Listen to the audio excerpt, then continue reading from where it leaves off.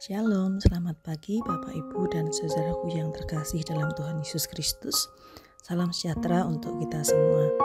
Pagi ini kita kembali bertemu dalam renungan pagi melalui program Satu Hati, Sapaan Tuhan tiap pagi. Mari kita bersama-sama menyatukan hati dan pikiran kita untuk sejenak merenungkan firman Tuhan. Dan kita akan awali dengan bersatu dalam doa terlebih dulu. Selamat pagi Bapa, selamat pagi Yesus, selamat pagi Roh Kudus. Kami bersama bersatu dalam doa, bersyukur untuk semua kasih setiamu dalam hidup kami. Bersyukur atas penyertaan-Mu, atas perlindungan-Mu dalam kehidupan kami. Hingga saat ini kami boleh bernafas dan kami masih diizinkan untuk menjalani hari-hari kami. Kami juga mohon ampun Bapa untuk setiap dosa dan salah kami, baik dalam perkataan, perbuatan, bahkan yang masih dalam pikiran kami. Bapa, jika sebentar kami akan mendengarkan sebagian dari firman-Mu, kiranya Engkau yang sucikan, terangi dan bukakan mata hati dan pikiran kami. Ajarkan bagi kami untuk mengerti segala yang menjadi kehendak-Mu, rencana-Mu ya Bapa, melalui firman yang Kau bukakan bagi kami pagi ini. Kami serahkan waktu teduh kami pagi ini ke dalam tangan-Mu, berkati dan kuasai kami dengan Roh Kudus-Mu. Dalam nama Yesus kami berdoa dan bersyukur. Amin. Renungan Satu Hati pada pagi ini mengambil tema hidup yang diperkenankan Allah, urip iku urup. Dan bacaan kita akan diambil dari Matius pasal yang kelima, ayat 14 sampai dengan 16 yang akan dibacakan oleh Mbak Birta, salah seorang jemaat remaja GKJ Condong Catur. Silahkan Mbak Birta. Bacaan firman Tuhan diambil dari Matius 5 ayat 14 sampai dengan 16 yang demikian. Kamu adalah terang dunia. Kota yang terletak di atas gunung tidak mungkin tersembunyi. Lagi pula, orang tidak menyalakan pelita lalu meletakkannya di bawah gantang, melainkan di atas kaki dian sehingga menerangi semua orang di dalam rumah itu. Demikianlah hendaknya terangmu bercahaya di depan orang, supaya mereka melihat perbuatanmu yang baik dan memuliakan Bapamu yang di surga. Demikianlah firman Tuhan. Terima kasih Mbak Birta yang sudah membantu untuk membacakan firman Tuhan pagi ini. Tuhan memberkatimu. Bapak Ibu Saudaraku yang terkasih, bacaan firman Tuhan pagi ini kembali mengingatkan kita tentang siapa kita dalam kacamata Allah. Di ayat yang ke-14 dikatakan, kamu adalah terang dunia. Kota yang terletak di atas gunung tidak mungkin tersembunyi.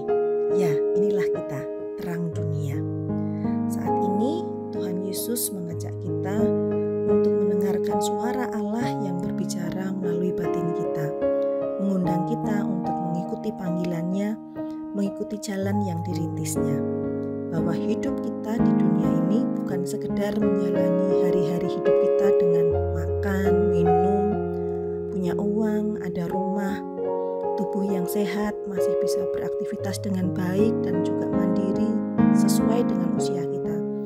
Tetapi ada penugasan khusus atau panggilan khusus yang ditujukan pada kita, pada setiap orang percaya. Setiap orang diciptakan dengan misi khusus di dunia. Ada penugasan dan panggilan khusus yang dirancang Allah pada setiap orang yang diciptakannya untuk dilakukannya ketika dia ada di dunia. Ada tanggung jawab yang Tuhan berikan pada setiap orang di sepanjang hidupnya, termasuk kita semua, setiap orang yang percaya kepadanya. Panggilan atau penugasan Allah dalam hidup kita yakni bahwa hidup bukan menghalal segala cara demi perut atau mencari jalan instan di tengah kesulitan seperti yang disampaikan di Matius 4 ayat 4. Hidup bukan sekedar hidup untuk dinikmati sendiri. Hidup juga bukan untuk mencari kuasa, puas dengan kedudukan yang baik dan empuk kemudian berhenti. Itu seperti disampaikan Tuhan melalui Matius 4 ayat 6 dan 8. Tetapi hidup yang diperkenan Allah bisa dipahami dengan falsafah Jawa, urip iku urup.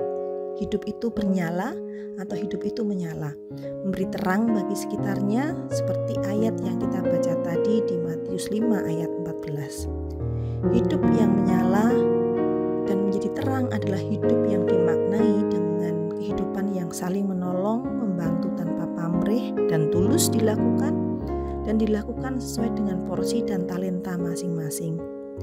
Urip iku urup seperti cahaya, bukan hanya sekedar memberikan sinar yang pasif, tetapi sinar yang aktif, yang menerangi dengan membimbing dan memberi manfaat bagi hidup di sekitar kita. Hidup itu terus bernyala dan memancar dalam kehidupan, bukan urup atau menyala yang kemudian akan membakar dan menguasai, bukan yang menghanguskan ide orang lain dengan dominasi kuasa, tetapi menjadi cahaya sebagai penerang di tengah kegelapan dan membantu orang lain untuk menemukan terang pencerahan. Hidup itu harus seperti nyala api yang menghangatkan di tengah dunia yang acuh tak acuh dan tidak membakar atau menguasai dan atau menghanguskan sekitarnya. Tuhan memberkati.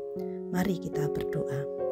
Bapa, mengucap syukur buat firman-Mu pagi ini yang mengingatkan kami kembali tentang bagaimana kami semestinya memenuhi panggilan-Mu dan mengingatkan kami tentang siapa kami yang adalah terang dunia, di mana Engkau menghendaki kami untuk selalu bisa menerangi dan menghangatkan lingkungan sekitar kami, bukan malah membakar atau menghanguskan apa yang ada di sekitar kami.